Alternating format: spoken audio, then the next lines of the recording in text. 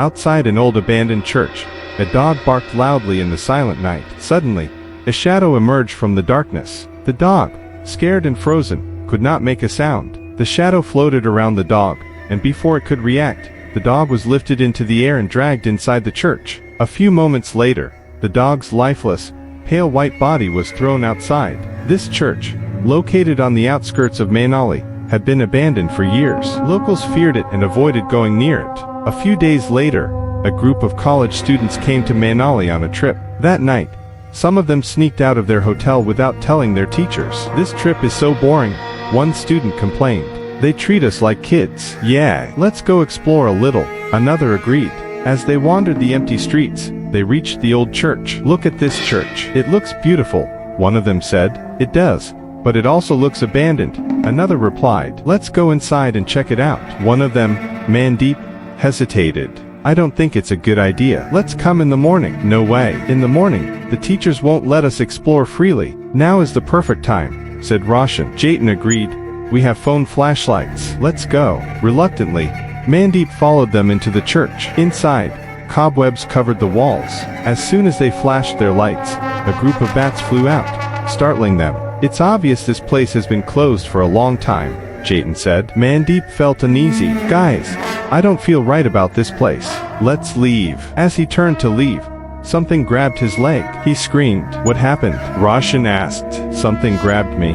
They shone their flashlights down and laughed. "It's just a rope, Mandeep. You're scared for no reason." They moved deeper inside, admiring the old architecture. Suddenly, the lights inside the church flickered on and off. "How is that possible? This place has no electricity," Mandeep whispered. He grabbed his friend's hands and ran toward the door, but it slammed shut on its own. They pushed and pulled, but it wouldn't open. "How did this happen? It was open just a second ago." Roshan panicked. "Stop scaring us. There must be another way out." "Let's find it," Jayden suggested. But as he turned, his face went pale with terror. A nun stood before them, her eyes glowing red. "What is that?" "Run," Mandeep shouted. The nun suddenly vanished into thin air. "Where did she go?" Roshan asked, looking around in fear. But then, they saw Jayden.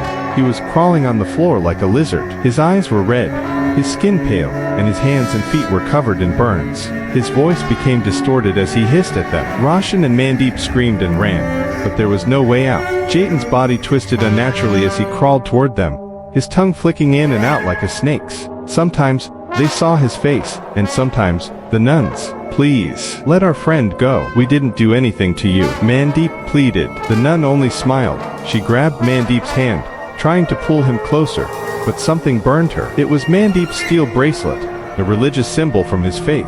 The nun shrieked and let go, tumbling backward. Black smoke rose from Jayden's body as the spirit left him. He collapsed to the ground, unconscious. Roshan shook him.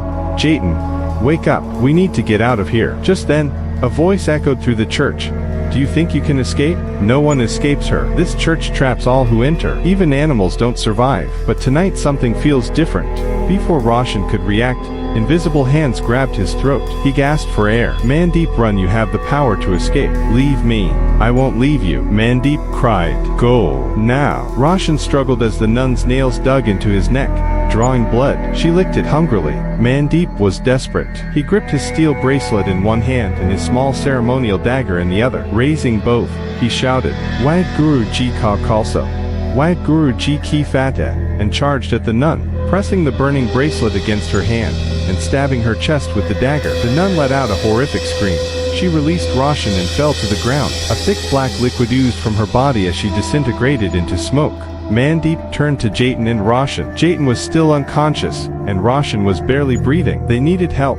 Mandeep's eyes landed on a statue of Jesus. "I don't know how to pray to you, but please, help us. This is your house. How can a demon control it?" Tears filled his eyes. Suddenly, the church glowed with divine light. An old priest appeared with two nuns. They treated Jayden and Roshan's wounds. The priest then sprinkled holy water on the nuns' remains and said prayers. The evil spirit was absorbed into the statue of Jesus. The priest turned to Mandeep.